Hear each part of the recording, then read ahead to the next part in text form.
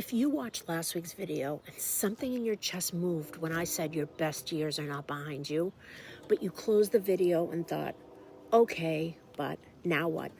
This is the follow-up to that. For the next 8 minutes or so, 5 things I actually did once I stopped believing the lie. Not vibes, not affirmations, actual, testable, do them this week actions. Because a manifesto without a plan is just a good cry. And you deserve more than a good cry, so stay with me. Manifesto energy fades in about 3 days. This is a real number. Whatever you felt last Sunday when you decided you were done shrinking, by Wednesday morning, that feeling is smaller. It has also shrunk. By Friday, it's a whisper. By next Tuesday, you're back to apologizing for the volume of your own voice in a meeting. That is not because you're weak. It's because feelings alone don't compound. Habits do. So here are 5 habits I built after the manifesto moment in my own life. And I want to be very clear.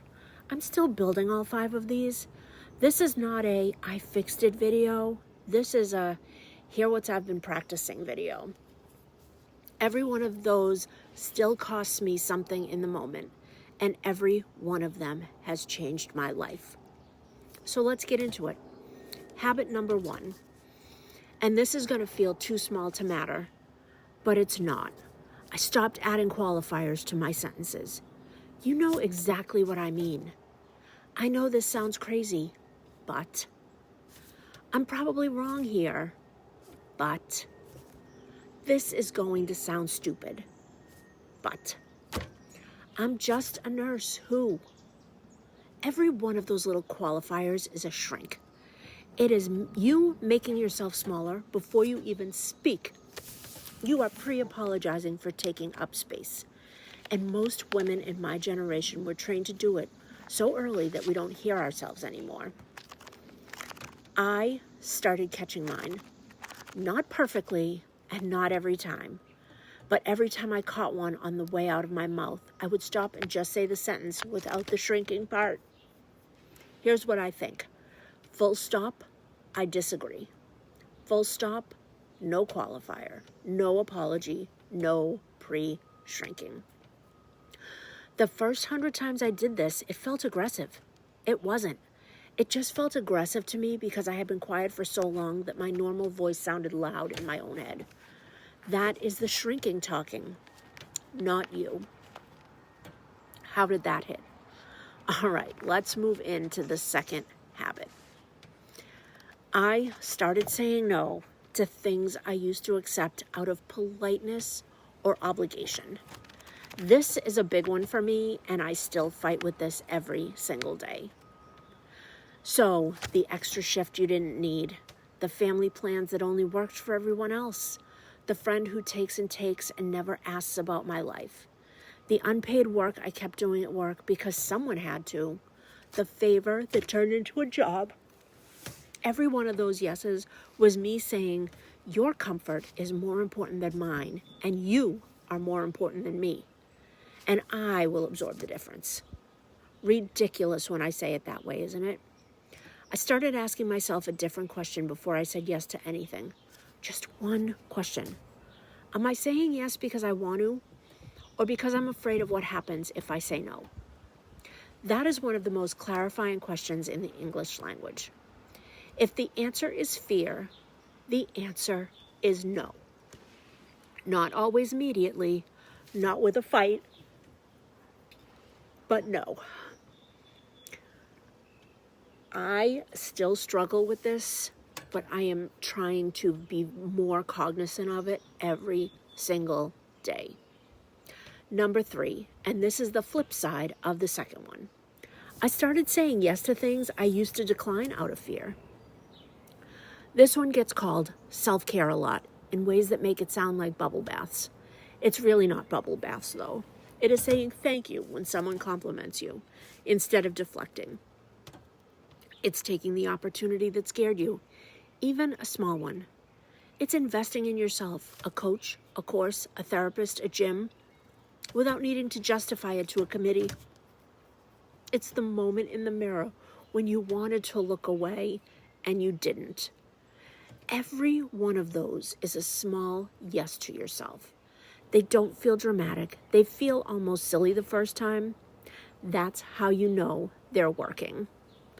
And believe me, this is another one that I work on every single day. Number 4, I started spending money on myself without asking permission. I want to be very clear what I mean and don't mean. I do not mean going into debt. I do not mean dramatic, reckless spending. I mean the small, strategic spending that most midlife women quietly deny themselves without noticing. And honestly, this will sometimes piss people off in your life. So, you're going to get the better shampoo instead of the cheapest one on the shelf. The therapist you keep meaning to get. The one book a month that's just for you. The membership to the gym you actually enjoy going to. The one thing every month that is purely for you and doesn't need justifying to anyone. And I mean anyone. Not your husband, not your mom, not your kids. No one. Most of us are already spending money we've earned on everyone else. The kids, the house, the parents, the pets, the people we love. That's beautiful. It's also not what's actually diminishing us. What's diminishing us is that we quietly stop spending on ourselves at all, and then we wonder why we feel like we've disappeared. Spending 5% of what you already have on yourself is in no way selfish. It is maintenance. You are a human being. You require maintenance. Deposit into your own account before it's empty.